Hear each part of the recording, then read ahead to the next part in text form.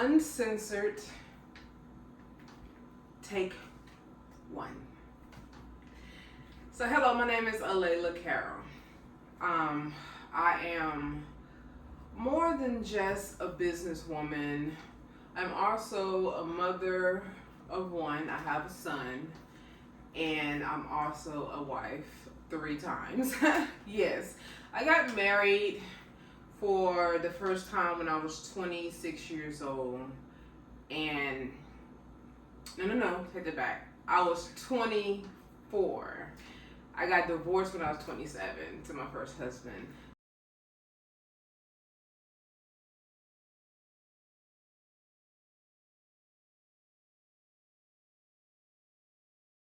Me and my first husband, we met in my days where I was wilding out, having fun, partying a lot, and those things. And it kept us from really connecting in our marriage as husband and wife. My husband and I are 30 days apart. He's 30 days older than me. So that lets you know how close in age we really are and everything. And he was more like, want to stay home. I wanted to get out and party. And I felt like we first met each other in a club setting. So what was the big deal? Why were you tripping? But I didn't come to realize that he had a different view and outlook on the marriage life than I did. So we didn't survive.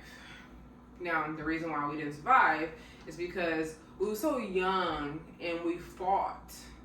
And I was fighting to keep my identity of being able to just be myself. And he was fighting because he wanted a wife who was going to be more of a Susie homemaker. So he didn't want me to work. He wanted me to stay at home pretty much and take care of the house and have his babies. And I wanted to have babies, and I'm gonna act like I didn't, but I was having infertility issues and couldn't get pregnant. And it really put me in a state of mind that, okay, well, I'm young, I'm only 24, maybe, I got enough time. Then, so we relocated from San Antonio, Texas to Houston, Texas. And I thought things were going to get better, but it didn't. It got worse because now I'm isolated from my family. Well, I wasn't necessarily technically isolated from my family, but I was isolated from my mom, my brother, and my best friend. And now I'm with my extended family, my cousins, my aunts, because they also reside in Houston as well. And so it still wasn't far away from home. So what caused us to divorce was he got another woman pregnant while we was married, and I just couldn't handle it anymore. And I was like, enough is enough. I can understand you want me to be a wife, but I can't understand you going out and cheat, because that's not what I'm doing. And even though I'm out clubbing, I'm not having sex with other people. I come home to you and lay down with you. So it really hurted me very deeply. It struck me to the core because I really wanted to have babies. I was just having infertility problems. What type of infertility problems I was having? I was dealing with fibroids as well as ovarian cysts and a blocked fallopian tube. So you got all these 3 things going on, right? That's what I had going on, and going to the doctor and always in pain, and it just wasn't a great thing. Oh.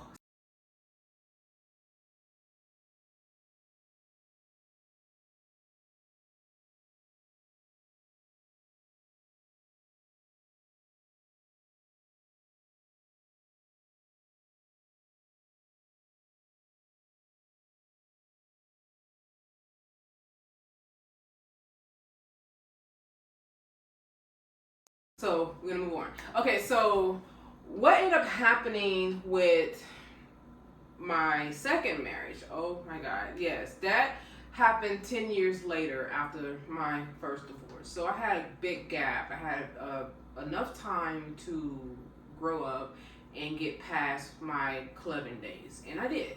I wasn't going out anymore when I met my second husband. I was just pretty much working, and then I got laid off. Got laid off from my corporate job. I was working in technology, building computers, servers, and testing them and doing all those things.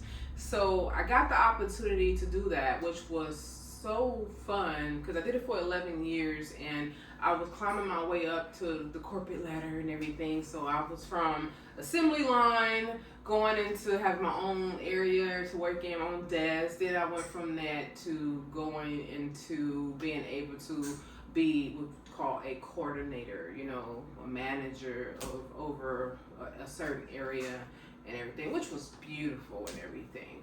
So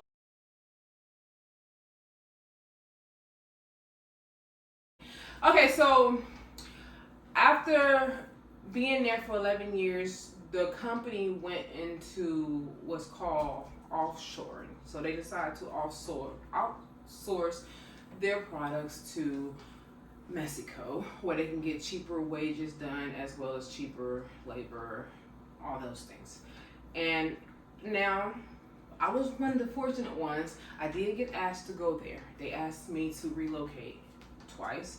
And I told them no twice. And the main reason because I decided to go back to school. I decided to go back to college and pursue my, I wanted to get my my bachelor's in business, actually. Business and entrepreneurship. But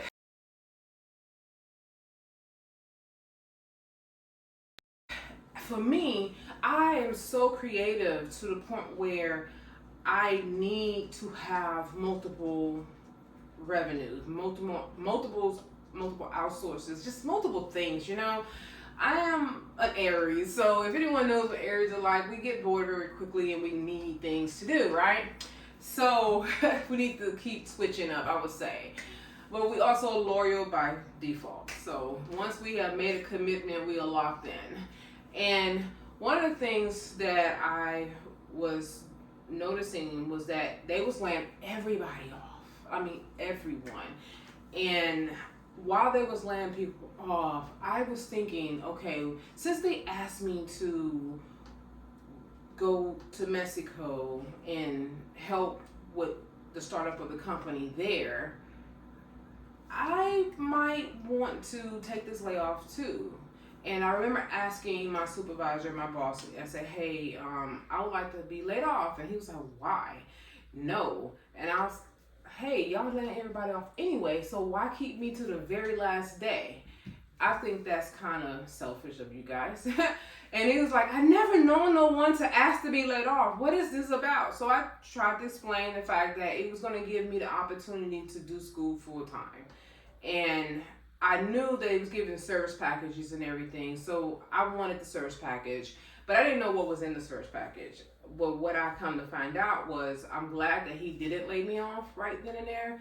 He told me to wait. He said, I'm going to tell you now, I will give you what you want, but not at this time. I believe that you should wait. And I was like, why? He said, because the next service package is coming out is going to be one of the best that we ever had since the beginning of Hewlett Packard, of laying people off. And I was like, oh, okay. So I waited. And when the day came for me to get laid off, it was me and a group of people. They put us in this room and it was like, what y'all need to do is sign these papers and we're going to go over the package and let you know what was in it.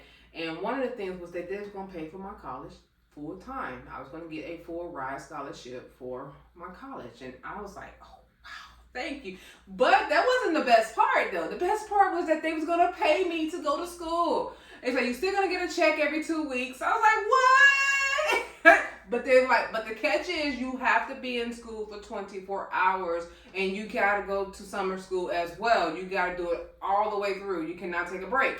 And I was like, what about Christmas break? They said it's different. We're talking about that long summer break. You cannot do it. I was like, I don't care. Heck yeah. So that's exactly what ended up happening, and not only that, I was able to collect unemployment too. Oh, y'all know a girl was balling out of control, right?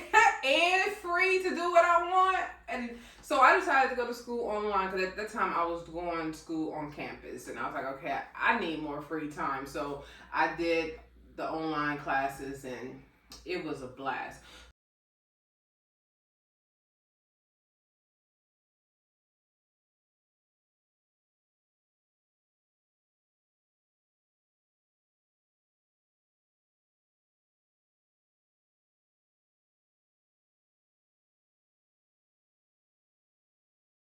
So for a whole year, and that was in 2015. So for a whole year, I was just enjoying life.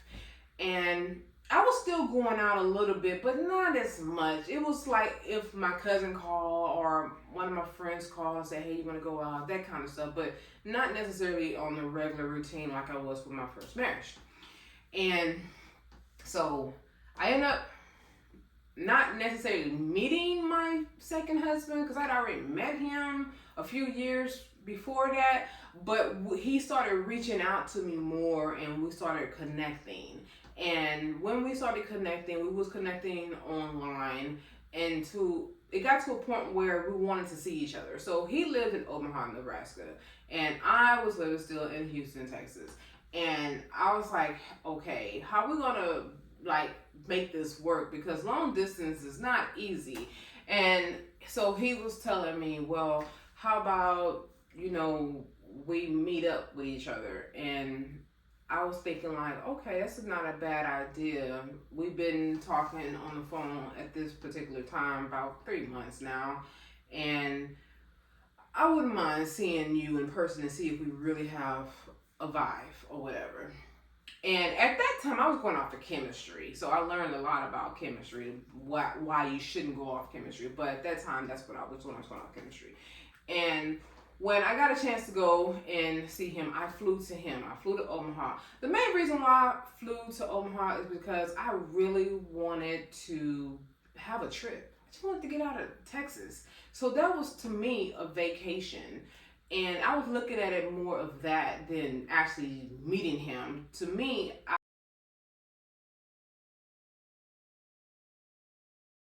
felt like he was just a person that I can have contact with while I'm there. And we will be able to see if we have a connection in person. And then I get the chance to go back home. That was my goal. That was my plan. That was my thoughts. And I was thinking like, so this is raw, right? I can say what I want, right?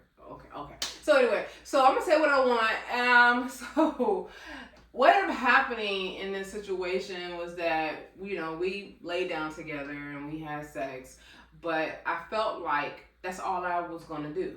And I wasn't really looking for a relationship at this time. I really wanted to just enjoy myself and have fun.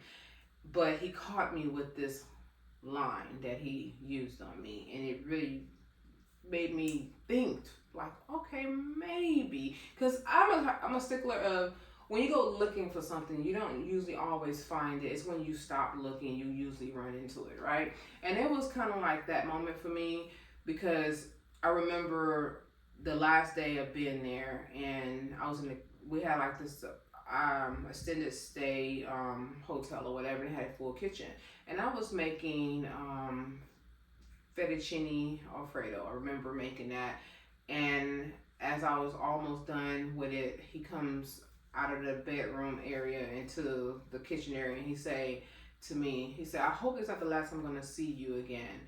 And I was like, in my mind, I was like, it really is the last time you're gonna see me, because I really don't really want to be with you. That's what I was thinking. Like, I don't need to be played like that, Long distance is not easy. So he was like, no, what you're not understanding is that I don't do one night stands. I really want a relationship. I want to see if we can make this work. And I was like, wow, he's serious, isn't he? He really serious, So instead of me just saying no, he's like, hey, please tell me this is not what you came down here for, just to have a one night stand. Because now you're making me think that this is what you do. Is this who you are? And I was like, no, this is not who I am. Not at all. But I thought that that's who you were. And he's like, no, that's not. So I believed him, okay? Of course I believed him, because we got married, right? And so to fast forward through all that, when we were dating, I wasn't a flight attendant just yet. I became a flight attendant within 6 months of us dating.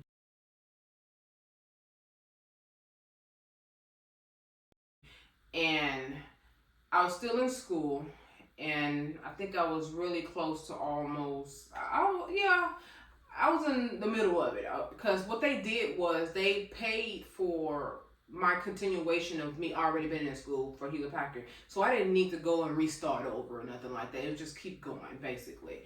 And I remember him and I flying to meet up with each other. Like, we would go to Dallas, we would go to different places to meet up. And we did a lot of traveling, which was fun. And that part is what got me and hooked into the relationship, because we was doing a lot and having a lot of fun together.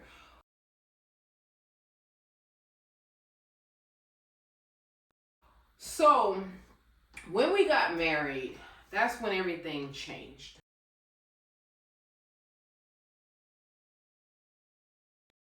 So when we got married, he moved to Houston, and I was so used to him being in Nebraska to where I could have my space and my time to just be me and lay my hair down and just be myself. So I didn't know all these quirky things about him was going to affect us until he moved in. Once he moved in, it was like he just wasn't the same fun guy anymore. It started being a nitpicking thing. It started picking on me. And when I mean picking, like for my hair, so you see my hair like this, right? So I had my hair like this once before when we were together.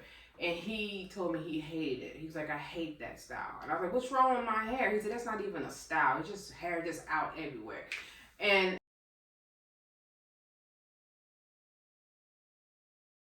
I was thinking, like, this dude crazy. You don't have no idea what you're talking about, and you bald headed. You have no hair. That's what I said to him. I said, you have no hair. So who's talking? How about you grow some hair and style your hair the way you want? So yeah, I was a talker. I did talk back, you know. And now at this particular time, I was starting to get a little depressed because I couldn't be myself without us arguing about the things that I would want to do. And then it went from my hair to my clothes, you know. Now he's picking about my clothes. And, you know, if I want to wear shorts, why are you wearing shorts? Why are you showing your legs? I'm like, I got nice legs. I should be able to show my legs. This is what I've been doing before I met you. Why now? So at this time, I'm about 38, 39. We got married when I was 39. And so this is when this is going on around when I was like 39. So I'm like too grown for this type of stuff, right? But like I said, I'm already married, right? So after all this, he's picking on my clothes, he's picking on my hair. Then he started telling me, I want you to wear dresses more. So let me paint the picture. His mother, an older lady. She don't wear no pants, no shorts. All she wears dresses and skirts. She has this religious type situation going on, and I was thinking, this man is trying to make me like his mom. Like, this is not gonna happen. But to try to keep the peace in my marriage, I started conforming to some of the stuff that he wanted, and I was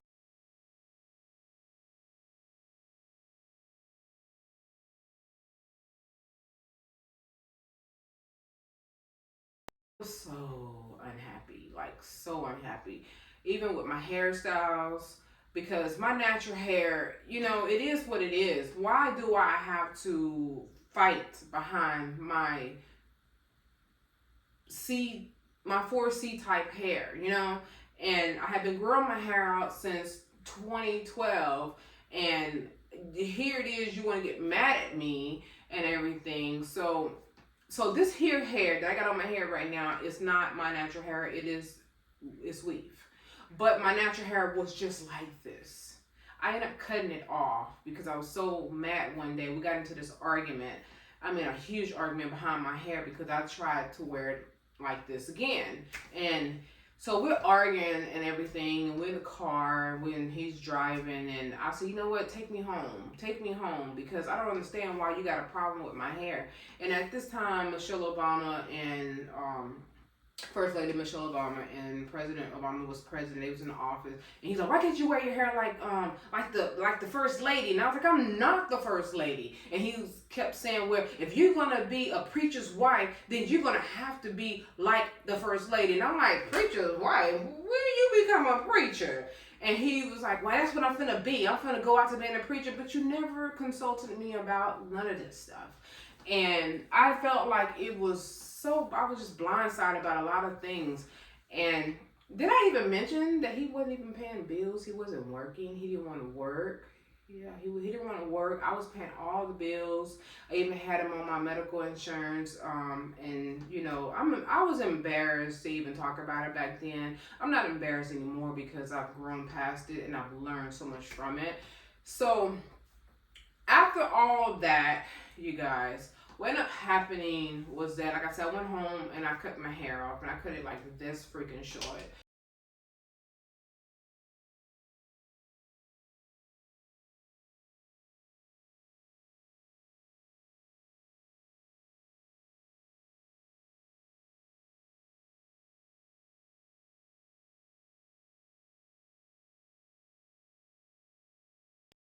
It haven't grown back since. I mean, I got a lot of hair now, but not as to this extent like it was.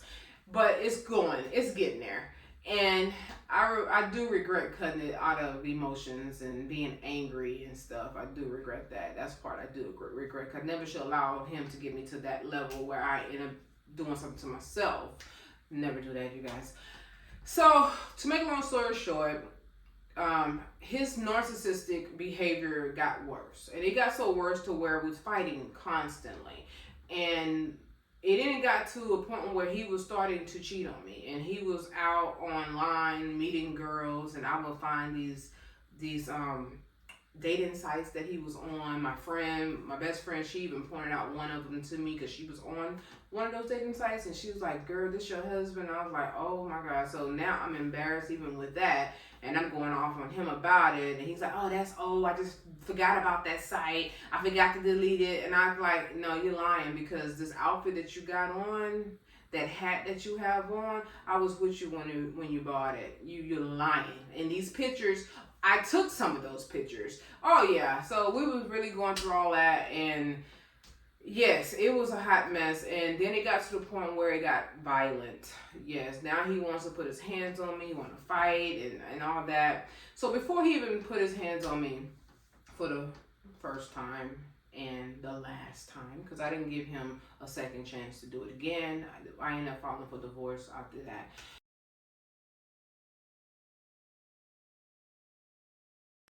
But I was trying to get custody of my son. He was in the foster home, and my brother and his wife was going through their situation, and I needed to get him out of there because I didn't want him to be in that system. My husband was fighting me. He didn't want me to get custody of him. He was like, can someone else in the family do it? And I'm like, no, I'm the only one who is equipped to do it. I don't have no background history and nothing like that. I'm working. I got a 2-bedroom. He can have the other bedroom. Instead of us using it for a workout room, he can do it for that.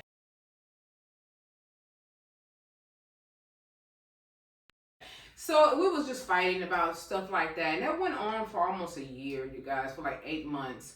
And finally, I talked to his mom. So his mom can get him to do anything. So I was talking to her, can you please talk your son into doing this for me? And she talked him into doing it. So he finally signed the papers, and we was able to get him to come back to come to our home and everything.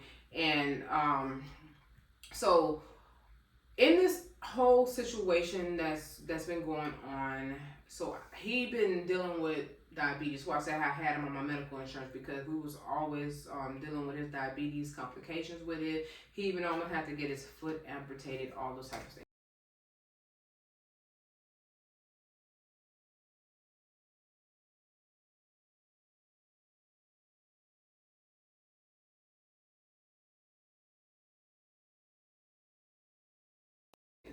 So to make a long story short, because I don't want to stay with him too long, what ended up happening is that he passed away with diabetes complication, kidney failure, and everything. But that was after the divorce, so I didn't have to experience that with him. Thank God, he spared me from that.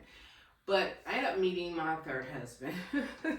So I met my third husband around the same time I met my second husband.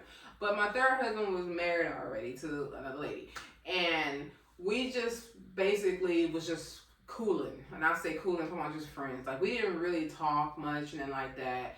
It was more of a, hey, how you doing? You look great. How you doing? You're great. It was just one of those. It was never no meet up, be together, none of that stuff. But he ended up getting a divorce from his wife, and then here we are both single now.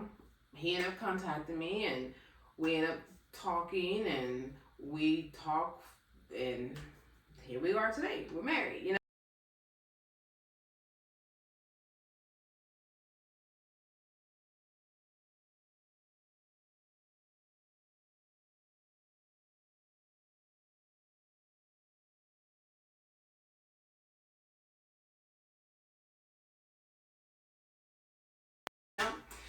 And I have to say, it is a beautiful marriage because he's totally opposite from my second husband and totally opposite from my first husband. We don't fight. We don't do none of that. And he's much older than me. He's 12 years older than me.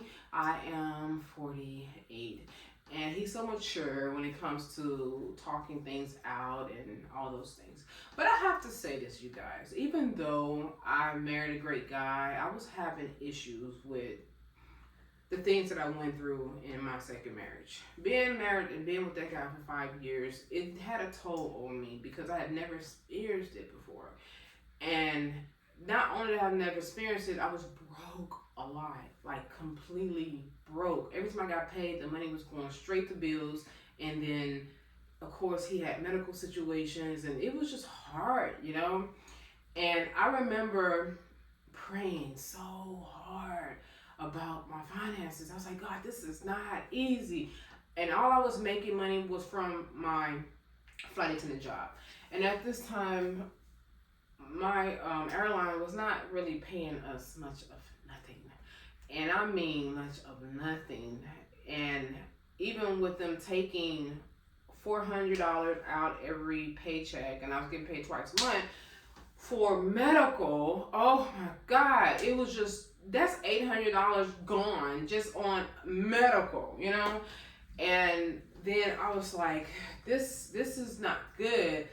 And our lights started getting turned off, and oh man, I was going through so much in that. And for him not to get a job and want to work and pay bills, I just was going through a depression. And after the divorce, my husband now, he saw what I was going through. He was there. He was able to see my transformation from my struggling to get past that marriage to trying to rebuild my life and get it together and figure out what my next move were. And I prayed, and I was like, God, I remember going to work one day crying, like boo-hoo crying. I mean, thank God that my tears didn't cloud my vision, so I was able to still drive. But I was crying, and I was like, God, this ain't gonna work. I can't just being a flight attendant, but I don't want to quit my job because I love what I do. I love being able to travel everywhere. I love being able to just meet new people and have the freedom and have my schedule the way I want, be at home as much as I want. I was just enjoying it. And then my family get to travel too. I was loving the experience, but the money was just not there. And at that time, we was only getting paid when the doors closed. Basically, when the doors closed, we get paid. When the doors open, no more pay. So if we was boarding, we didn't get boarding pay. When we were delayed, and if the door was open, we was not getting paid. So we would have to keep that door closed as much as possible. But then you got the people on the plane getting upset about being on there doing the delay. So the money was just not great, you know. So what ended up happening, God gave me this vision. He was like, you need to talk about you, but you need to do it in a way where it helps others. And I was thinking, how did that work? How do I talk about me and help others, you know, without it sounding like a testimony, you know, other than just that. So he gave me this idea to start a business called Imaging Coaching.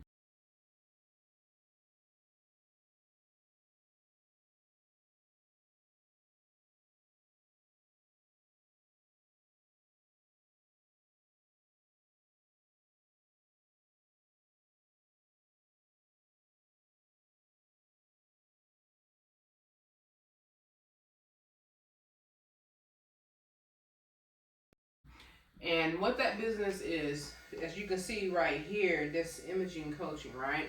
So what that business is, what this business is, I still have it. What this business is a stress management coach. I coach people to help them to manage stress and to learn how to cope with whatever they can't change, but to whatever you can change, how to prioritize things in your life.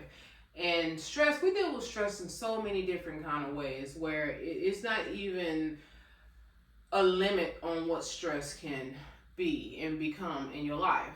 And so what I ended up doing, this I went on and got the LLC for it in 2023, and I built a website and I did all that. And so I was thinking, like, so what is this website going to consist of? And in the website, what it consists of is coaching programs. I have different types of programs, and so in the program I teach people how to get out of narcissistic relationships if they're dealing with a narcissist. And then I also teach, and I have books. I have books on all the things that I have. So I'm going to show you some of my books, you guys. I'm going to show y'all. So I have these books here. I know you're probably like, whoa. But yes, I've written every one of these books myself. And so first off, this book here, this is the book that is about imaging coaching. And everything that imaging coaching is about is a catalog. So when I created this catalog, just to hand it out to people. It's free, you know. And so I'm going to hand this out to people so they even know what the business is about. Come to find out, it's a little costly to hand these out because of the fact that it got to get printed. Now, so I do have it in ebook, and you can get it for free on ebook. But a lot of people are actually buying the actual physical copy, and I was like so surprised about that, like wow. But it happened. So then I'm not gonna go in no particular order. I'm just gonna grab from the top. So this here book, this is the book that I made to help people. It's called Stronger Together. It says keeping our children from living a suicidal life. So this is a program that I put together to help our kids to manage their stress. And this is mainly for teenagers and 20-year-olds and, you know, even 30-year-olds. I know you're not a child in your 30s, but this is pretty much what this book is for. It's for ages 14 to 18. And what this book does, it's a program for any instructor. So it's going to have to be someone to instruct this. It's not just for you to give to your kid and that's just that.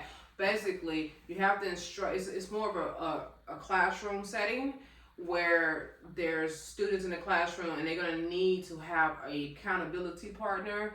And the accountability partner is going to be able to hold their partner accountable, and then vice versa, they hold a partner accountable. And they just work the book, and it's like I think it's a 6 week. Is it 6 weeks? I think it's a 6 weeks course that they take, and they're able to just talk and write down whatever they're going through on paper and in the book, and it teaches them how to be resilient and everything. So I'm going to read one little part of here so I can kind of give you a better understanding than what I'm talking about. So this here part is called Growth and Resilience. It says adolescence is a time of growth, but also a time of setbacks and change. Building resilience means helping teens recognize that struggles are a part of life and that they have the ability to bounce back from them. Reflecting on past challenges they have overcome, help teens see their own strength. Questions in this section encourages teens to think about how they have grown, what gives them hope, and how they can continue to move forward with confidence. So basically, in this here part, they're gonna get questions asked, and they're going to be able to write down whatever they want to write down, their own thoughts and stuff. So like one question here, it says, how do you usually bounce back from failure? And then they will write whatever. Then the other one, number 2 question is, what something hard you've done through that made you stronger. So they get a chance to do all that in here, and it's really a good, helpful book. So I have given these books out to high school and everything. I had some copies, some available copies. I had like plenty of them, and I was just going around to the Houston high schools, and I was just handing them to the administrators, and I was like, hey, just take a look at this book. Y'all might want to be able to use it, or you might can find yourself being able to use it. So this one guy in Louisiana, he got a copy of this book, and he was like, man, this is what we're going to use to help save our children. This is really awesome. Now this here book here, this was my very first book that I ever wrote. It's called The Entertainment of Eroticism. It's called Wet.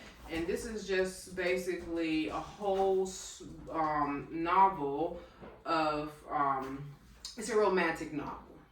This has nothing to do with stress or whatever, but it does take you out of your reality and put you in a whole nother world. So this is for people who love romantic novels.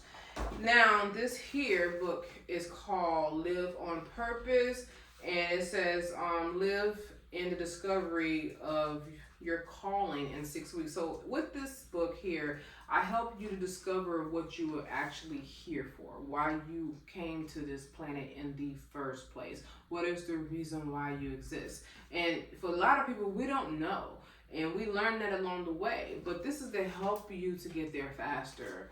And then this here book this is called A Change in Direction. This was my second book that I ever wrote. I wrote this book for my son, so I wanted him to understand that we all have choices, and every choice that we make comes with a consequence. So this book here is what it says in the back. It says, you are where you are by the choices you make. A mother's guide to helping your children make good decisions.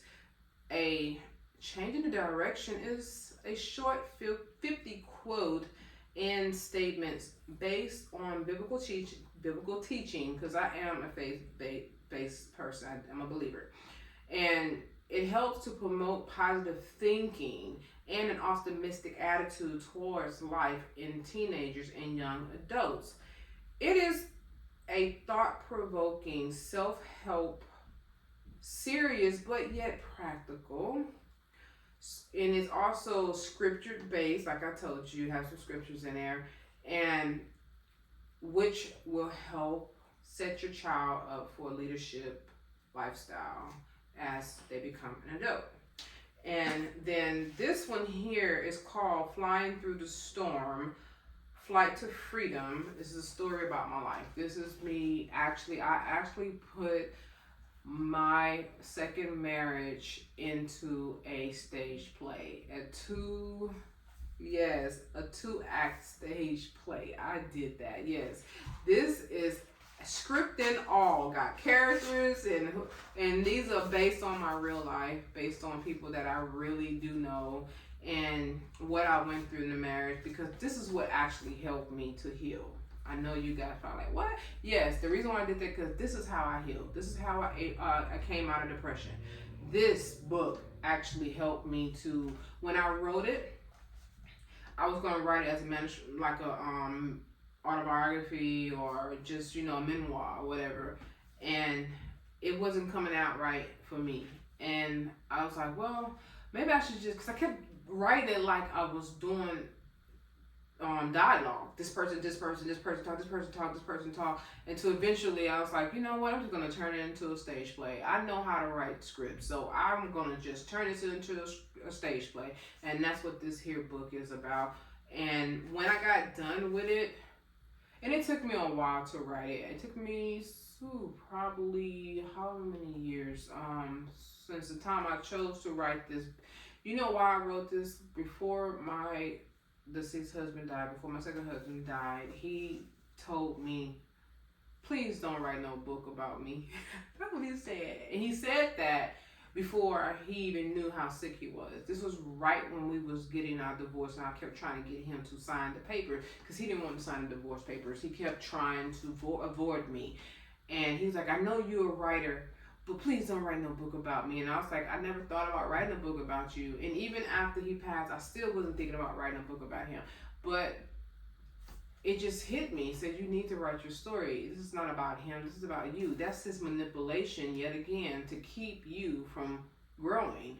And like I said, that's what that is. So this here book here, this is called The Ultimate Escape Plan from Narcissistic Entanglement. So with this book, I wrote this book to help people get out of narcissistic relationships. Yes. I told my story from when I was first had my first sexual encounter. It was not willingly.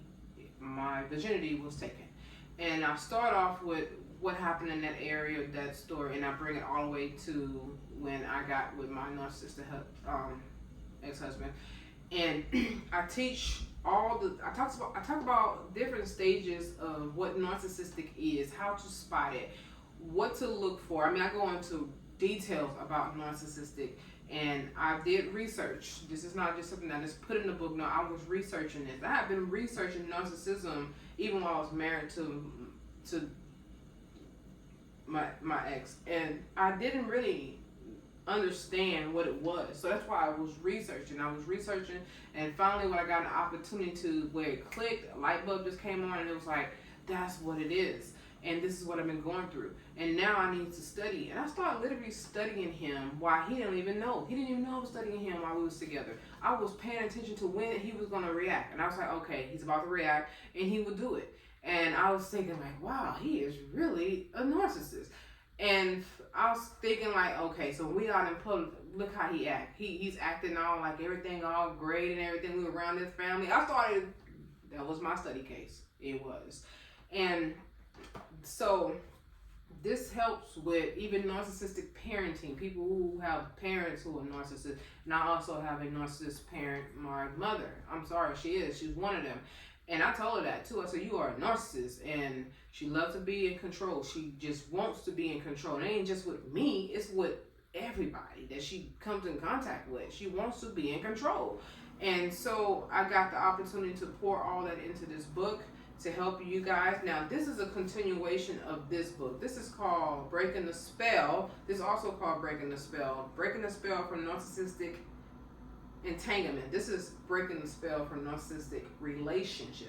So on the website, there's a course, and you will see the cover of this book as the course. You will see it there.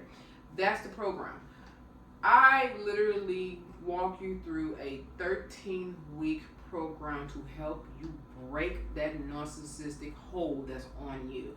And it is an active program. You must do what is being told for you to do in this book. And you have to do it right, because it's going to save your life and keep your family safe as well.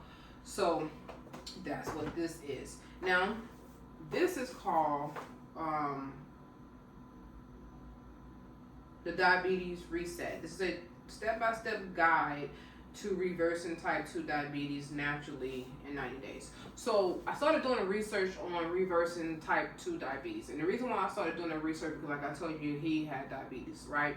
And I needed to understand what could be done, because that medicine, I'm telling you, it was costing money. Oh, it was costing money. And then he spent a whole week in the hospital, and I'm like, this has to be a better way. Do he really have to take this medicine for the rest of his life? And I come to find out that's not, he didn't have to. He needed to reverse it. It's a whole lifestyle situation. You have to change your lifestyle completely.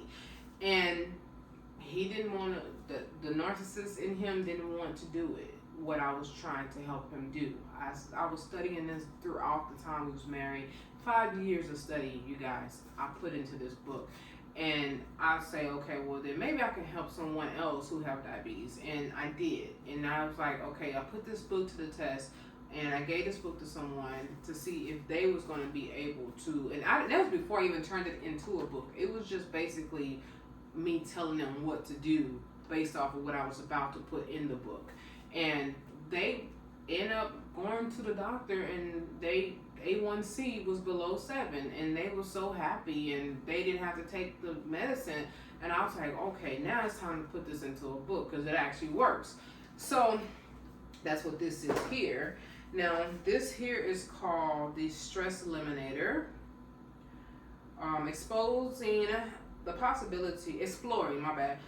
The Stress Eliminator, exploring the possibility of coping with stress and eliminating the ones you don't need. So this is what this whole ordeal is about when it comes to imaging coaching. This book, it actually helps you to understand the different types of stress levels that you can be under, to identify which one you're dealing with.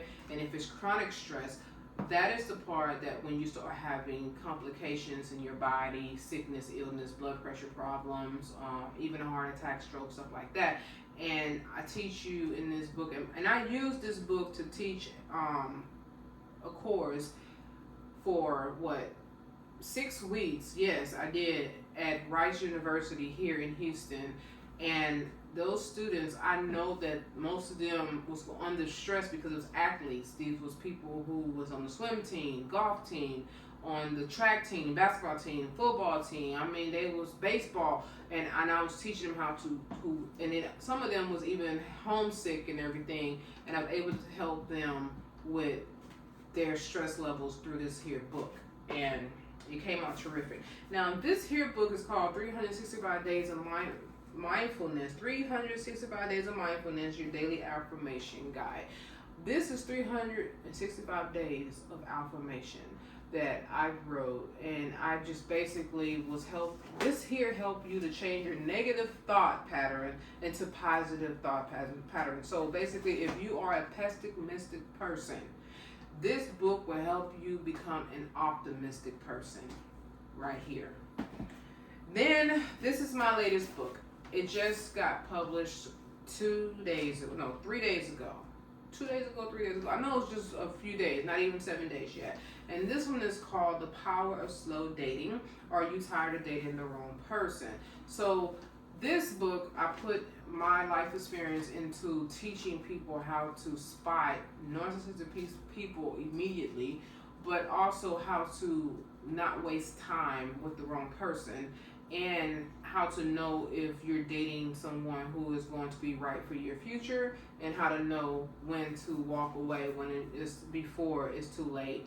And also teach about intimacy as well as soul ties and stuff like that. And this book will help you. It also have questions that I give to you to ask on your first to your 10th date to get the clarity and answers that you need to know if you should continue with a person or walk away from them. Now, I said all of that, and I shared this book with you guys because I put in a lot of my hard time and my soul and my spirit into these books. I also wanted to have a legacy that I leave behind, so when I'm no longer here on this planet, these books will outlive me, as long as they don't ban books, right? I know some books are being banned, but if you can get the information inside of you, it ain't even about having the book in your hand. It's about knowing the information. So that's one of the main things that I was doing. Then I also have my podcast. So my podcast for people who don't really like reading, but they want to hear. So I talk, and I have so many episodes. I have over 100 and some episodes on the podcast. The name of the podcast is called Improving Your Thoughts by Freeing Yourself.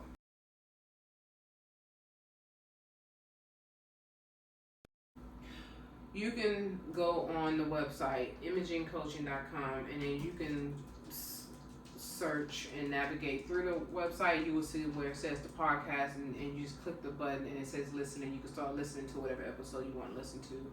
But I also have teas, wellness teas. I have different types of wellness teas to help you sleep, teas to give you energy, wellness tea for stress, like ashwagandha, that's my favorite.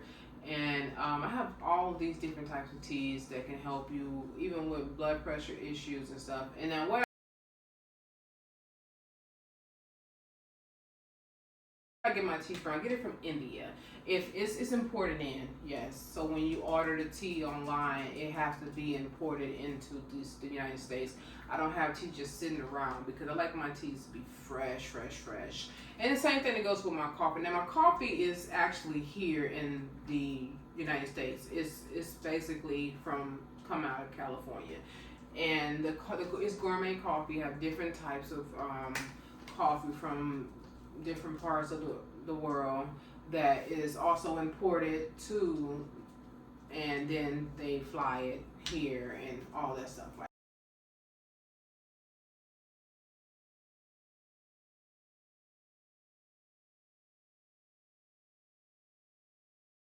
that. But it's definitely, I do have that kind of coffee sitting around because it's easier for the coffee drinkers to enjoy the coffee on the fresh level because it gets freshly done immediately, like the coffee beans and all that stuff. It's awesome. And I drink the coffee myself. To give you, matter of fact, give me a second, I'm gonna show you what it looked like.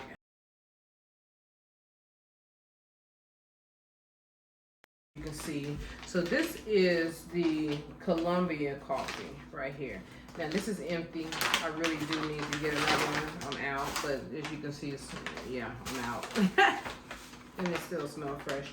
And this is the tea. Now this tea here is called men's activity. This is for men who are dealing with low libido, but also who's dealing with not being able to sleep at night, and basically balance, to get you balanced and back on track and active and stuff. This here tea.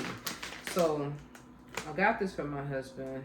Also got this also comes with female as well, as you can see. Yes.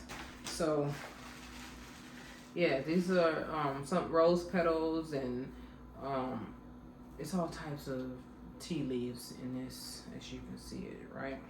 All types of tea leaves. Shouldn't put that back in there, but hey, my hands are clean. I did wash my hands. So you got the opportunity to go on imagingcoaching.com and you can navigate. Oh, he brought his little phone in here. You can navigate through the website and be able to basically get your tea. So those are the things that God has blessed me with, the idea to be creative and everything, and it gets me out of my boredom. And now, what else do I do? I have my own shoe brand, yes. So I design shoes. When I was a kid, I used to draw. I used to love art. Love it, love it, love it. And I used to draw, and all these different things. Now I get the opportunity because I love fashion. I love shoes. I love hair. I love all the things that comes with beautifying yourself and feel great when you just fix yourself all up and just be glamorous and stuff. I love it. So I decided to partner up with a company in Italy that do their own crafting.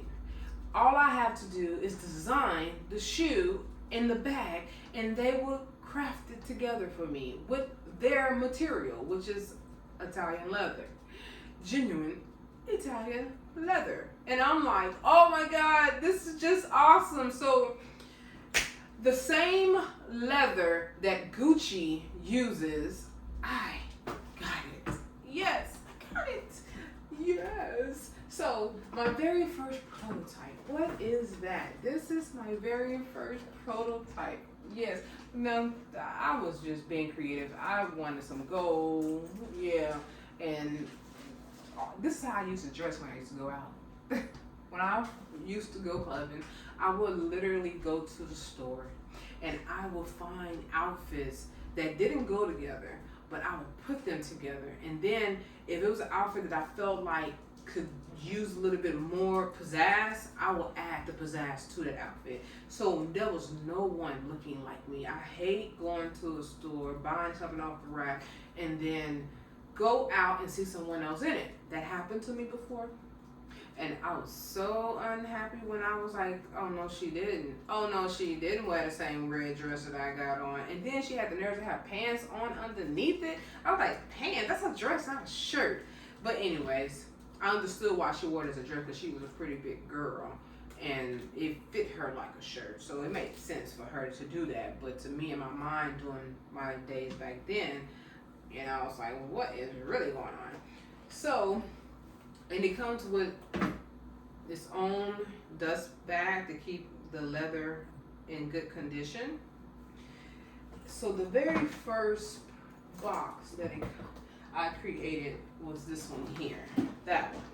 It's purple with a butterfly. The reason why I chose the butterfly, because butterflies are beautiful. When you see them, you're like, oh, it's a butterfly. You get excited.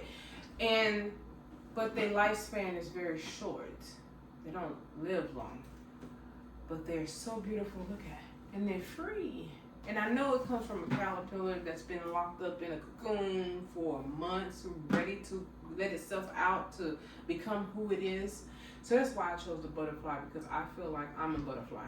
I've been locked up and not been able to just be myself and be my creative self. So I finally became a butterfly. So that's what the butterfly is here for. Now, when I chose this here design, I graphed it online. I just put a lot of stuff together, and I used different type of graphic and was able to create that. So the purple was not really doing it for me. So I ended up changing the colors to black, and then the red and purple in here and stuff. And as you can see, that's my name, Alaila Carroll style. Now, why did I name it Alaila Carroll style? Oh, okay. Because I'm so full of style. When you see me, you're like, ooh. So, for instance, when I went to work on my last trip, the pilot, it was my first time flying with him, and he called me Tina Turner. He was like, Tina Turner. And I was like, at first I didn't know how to take it. I was like, should I be insulted? Because he's not black. And I was like, should I be insulted? But he didn't. But he went on to elaborate. He said, when I look at you, I see glamour. He said, oh my God, your hair, it is like beautiful. I see glamour. And I was like, he gets my style. He gets it. So that's why it's Alaila Carroll style. It's my style. My shoes are my personality, the style of what I do. So here are some more of my designs that I created. So this is a bag. This is a travel bag. It's a duffel bag. It's pretty cool. I traveled with it to New Orleans recently for my birthday, and it fits so much stuff in there. It's funny because this is the bag that I had so much stuff in. My husband was like, you got a lot of stuff in there, because I kept pulling stuff out as we got in. He said, man, what else you got in that bag? You got so much stuff in there. I said, it's deep. It has a lot of room. If you roll your clothes up, you can fit it in there. And see, by me being a flight attendant, you roll your clothes. You learn how to pack very, very well. And then I have, I call these my rainbow shoes. Yeah. There's so many different colors. Pink, purple, blue, green. Yes, all kind of plum. And I like the way the tongue is. It's so fat. And then you can zip this here up. You can wear it zipped up, or you can wear it zipped down. It doesn't matter. See, you can zip it up, or you can have it zipped down. So I get a lot of compliments when I wear these shoes. And these are my prototypes, you guys. So I wear the prototypes so I can get an opportunity to see if it's even worth having it on my website. And what I do is I design a shoe, I send it out to Italy, they craft it, and then they send me the prototype, and they say, do you like it, yay or nay? And I'm like, let me walk in them for a while and see how well they hold up, and the bag as well. And then I'm like, yes, this work or no. So I have one pair of shoes. I think I had to send them back and have them redesigned, because it just wasn't right. But they did it right. They got it right. And now this one here, these are eco-friendly. So that means they are recyclable. And I know some people are green, so I have you covered. All right. So they're white, and it has the peace patch there, like peace out, peace out, peace. And these are very comfortable. I even worked out in these yesterday. I went to go work out in them because I worked out in these too when I first got them. So I'm like, if you can stand a good workout, then they hold up well. So I worked out in those, and what else? And then I have these here. So this is my bag. This bag here, I wear this almost every day because I don't like wearing purses on my arm and stuff, especially when people are running and snatching purses off of you and stuff.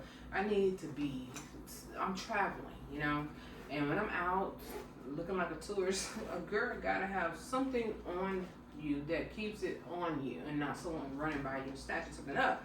So it comes with one pocket here that zips, another pocket here, and then also a pocket in the inside. So there's 3 pockets, and this is pretty deep too, so it's pretty awesome. I love it. And then I have my shoes that I made for me to wear to actually work. Now,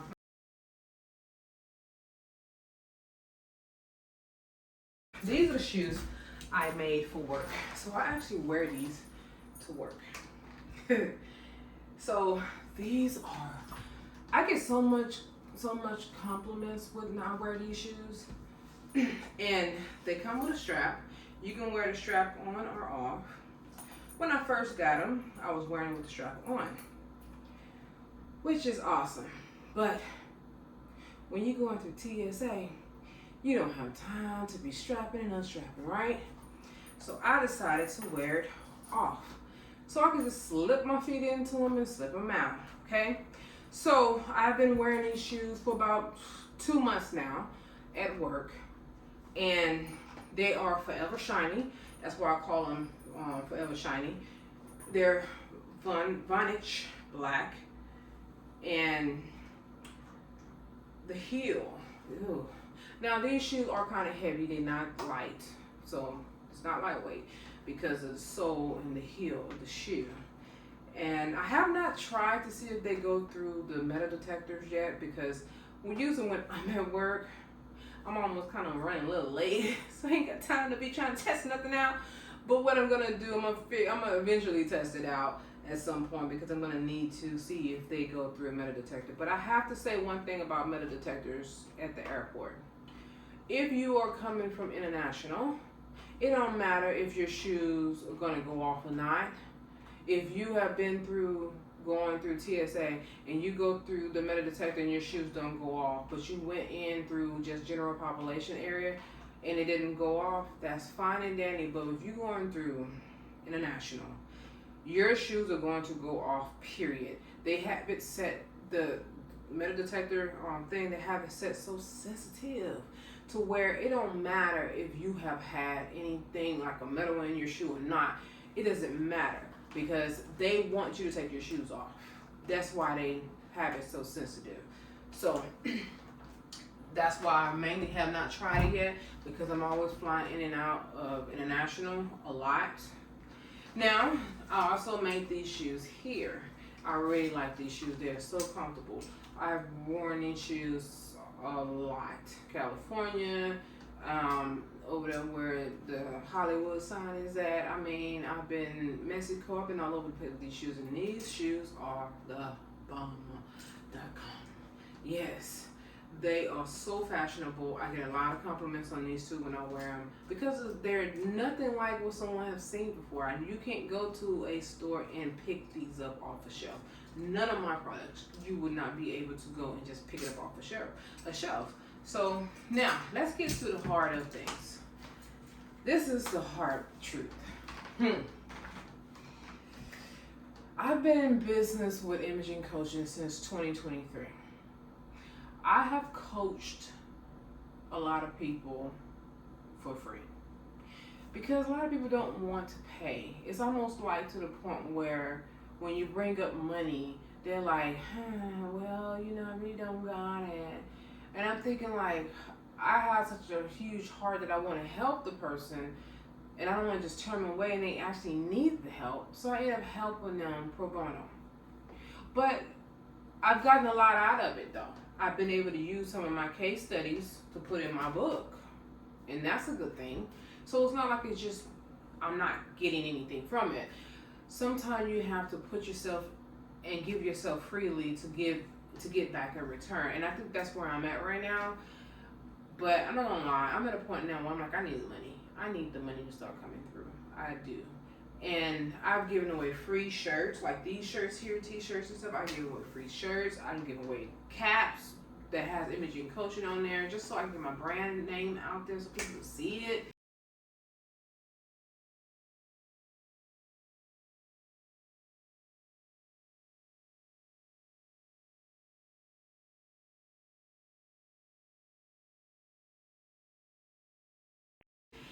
And I even given away teas on the plane. Yes, I've ordered. I had some samples come in, and I had about maybe 300 samples of different types of teas, and I was just passing them out to people who drank tea. So whenever I was doing my service, someone would ask for tea, so I would give them the tea that they asked for. But then I would also say, "Hey, I have my own brand product. Maybe you would like to test it out," and I would give them a bag of the tea and everything.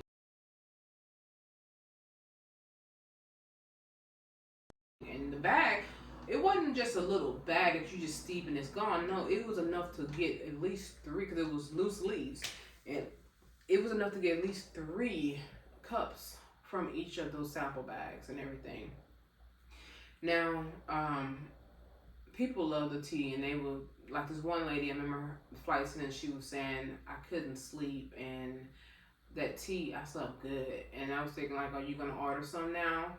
And she's like, yeah, I'm gonna order some. People will tell you that they're gonna do stuff, and then they don't do it, you know? And I'm sitting here like, you gave me a good review, but you did not do what you say you're gonna do. And that means to actually go and order. So I've been dealing with people like that who say they're gonna do stuff and don't do it.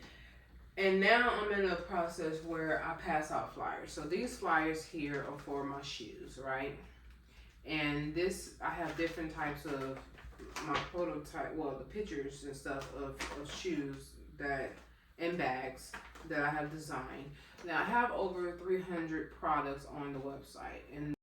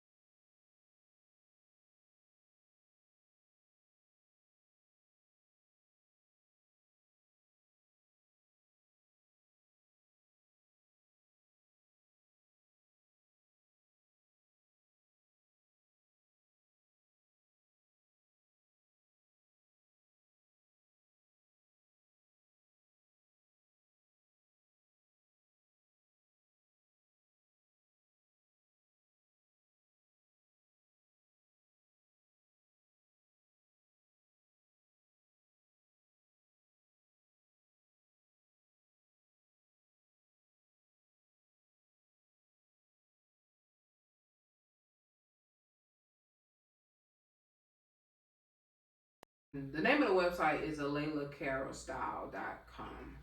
And when you go to the website, you'll see all different types of shoes and bags. I do both male and females. And a lot of my designs, I make them for both male and female unisex, because I don't want people to be like, oh, like, matter of fact, when I first made these here, I had a guy, he was like, man, do those come in men? I say, yes, they are unisex. You can get them in men. They go all the way up to size 17. And what woman you wear know they'll wear a size 17, you know? None that I know of.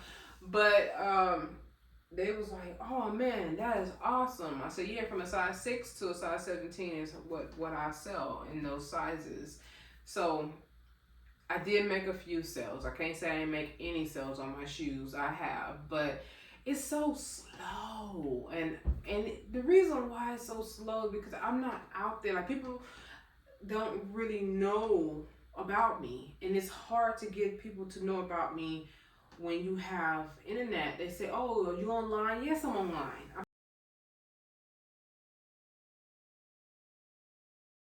I've been online for a while, but I have to pay to get myself in front of people, which I have done that plenty of times. I've spent my own money with advertisement a lot.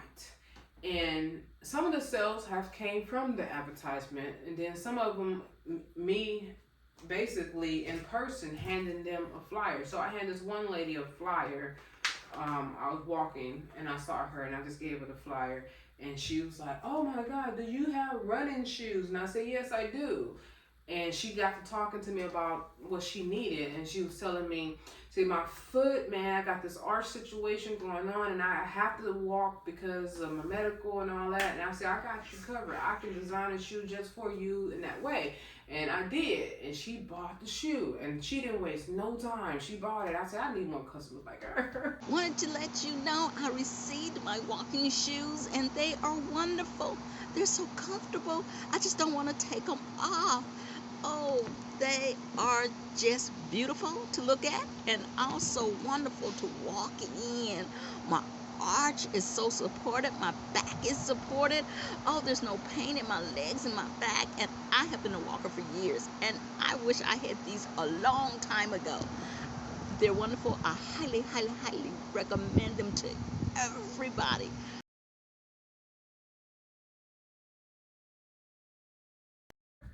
You know, now I don't put writing and stuff like that on the shoes, because some people be thinking, like, I had this one lady, she wanted me to write a whole Bible scripture on the shoe, and I said, I don't do that. That I don't do, but I can make a plain black shoe for you, and you can take it and have someone else put the words on there for you, the writing on there. She kind of got upset, and she was like, you must don't want to make a sale. I said, that's not me. Like, that's not my style. I don't do custom design shoes for the way you want it to be designed. I do custom design shoes the way I design them, and you wear the style. Just like Gucci, Louis Vuitton, Prada, they design their products and you just buy it because you like it, not because you want it to be a certain way. You don't go to the Gucci store and say, oh, I like this here shoe, but instead of having this gold here, can we put a red with a heart and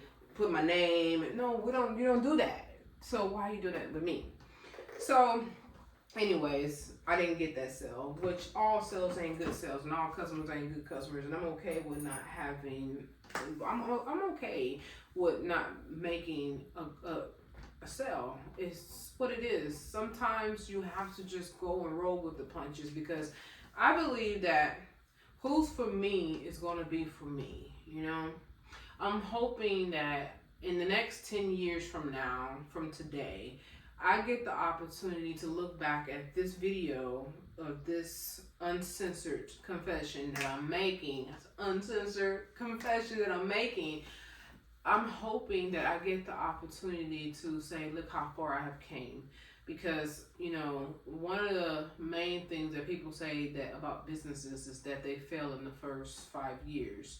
And that's actually true, because I have had moments when I wanted to give up. Yes, I've had that moment earlier this year, 2026, early this year, like January. I was like, maybe I should just shut it down.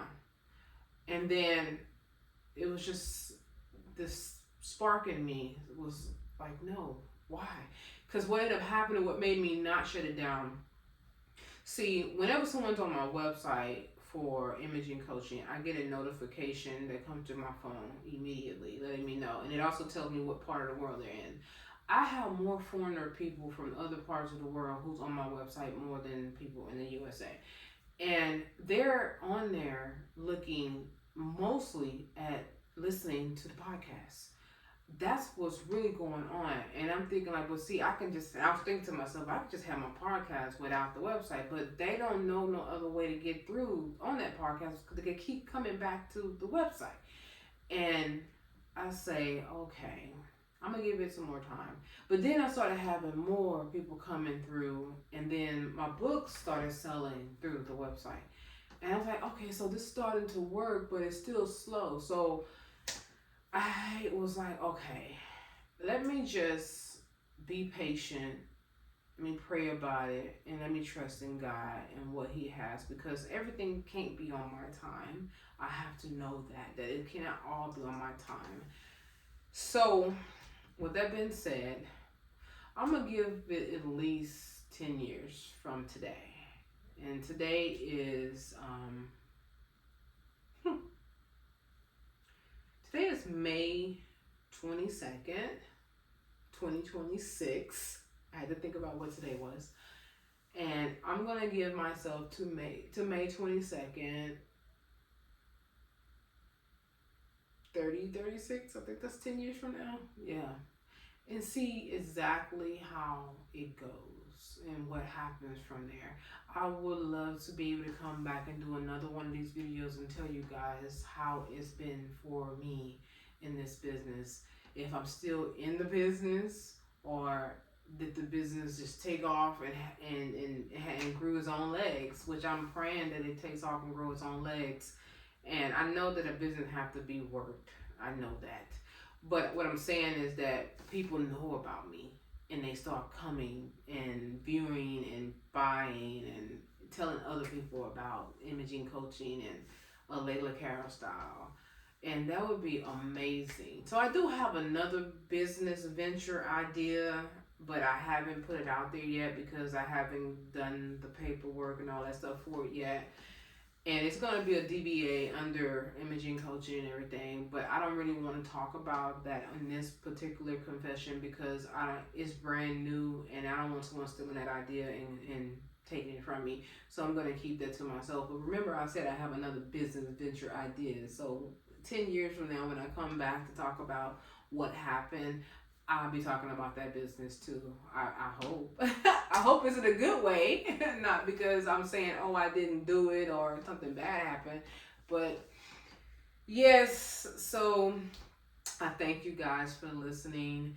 I have to be honest, it's not easy being a businesswoman. It's a struggle. It's every day I get up with my business on my mind, and even as a flight attendant, I'm working out here flying, my business is on my mind. Yeah, I'm in the moment and enjoying what I'm doing as a flight attendant and attending to the passengers and passenger safety. But my mind, soon when I get off the plane, I go and I'm on a 4-hour sit. I take that laptop out and I'm just working. And then when I'm at the hotel, I can get at the hotel at 10 o'clock, 12 o'clock, midnight, and I will still take out the laptop and be working on the business. And I do that because I know there's no one else that's going to be able to do it for me. And I have had so many people come to me about my website talking about what they can do to help me grow my business and scale my business and get customers, and will I give them a percentage of what, all those things. And what I come to realize when they're doing that, most of them are foreigners, and I'm not comfortable with letting anyone into the backlog in the back area of my business because I don't know what they're capable of doing, and then I don't even know anything about them. So I had this one guy recently come at me about, actually it was two of them back to back too, that's like, hey, I can help you get 100 customers in a month if you pay me 2% of the sales. That sounds awesome, but what was kept coming and standing out to me was that I did not know this person, and I didn't reach out to them. They reached out to me, and I have a problem with someone reaching out to me about trying to basically get money from me because I've been scammed before. And I'm not so quick to just let you into my world like that, especially you being on the other side of the world. And I can't just drive my car and go and meet you face to face. I need to be able to see you in person, get a relationship with you to where I'm comfortable enough to say, okay, this is what we can do. And I also need a contract. And you ain't talking about no contract. You ain't talking about, no. So, and then when I asked for him to show me his social media, he wouldn't do it. And he's just like, well, can I see yours? You want to see my social media, but you don't want to give me yours. That's a big problem. Like, I'm very, very big on trying to find out why you here. That is my goal. What is the reason why you come to me? What is your real issue? What's really going on why you showing up in my inbox? Because you want more than what you're asking. You're not trying to do me a favor. You're trying to do yourself some kind of favor. And I'm not comfortable with that. So that's the kind of people I've been having coming at me about my business. And I feel like they wouldn't be coming to me if I didn't have a good thing going on. Because if I had mediocre stuff, they wouldn't even waste their time. So that lets me know right off the bat that I must have something special for them to be coming to try to find a way in. Because one thing I know about the devil, he will try to find a way in to destroy what God has blessed you with. And I believe that God has really blessed me with these things, with these products, to be able to in the service that I provide. And I just have to be watchfulness, I have to guard my heart with all vengefulness, because out of it flows the spring of life. Thank you guys, and I appreciate you. Peace out. Ow. I'm Alaila Carroll.